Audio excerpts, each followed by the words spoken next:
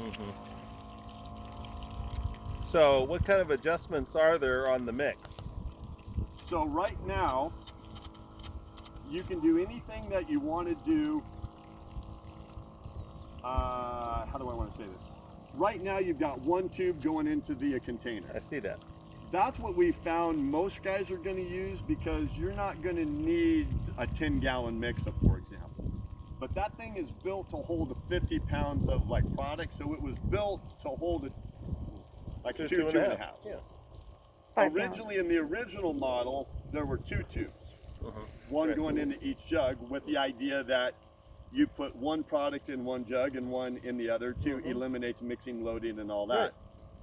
Problem with that is, engineering wise, with the different viscosities, it pulls differently.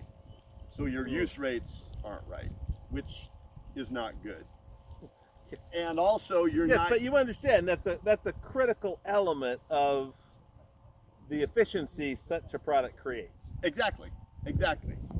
And then we notice, okay, well, one jug, your use rates for those different products are going to be different. So what we basically came up with was that most guys, for the most part, on a 4.5 surface acre lake are going to need 1/4 of reward, 1 gallon of Roundup, 8 ounces of like a surfactant, and you just put that in that jug with a 1 tube. Right. That way you're pulling all the product, the rate's right. Right. Yeah. And So what's its mix rate then?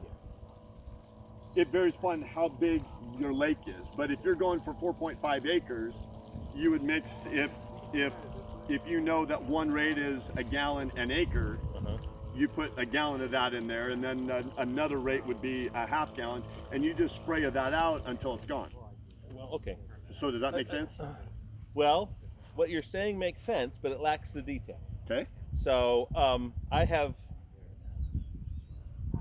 had to get educated on some of this stuff, not the chemistry and not what works on what. Right. That I've not gotten into. Right. Yeah. But mix rates and stuff, pretty clear about that when somebody tells me something like,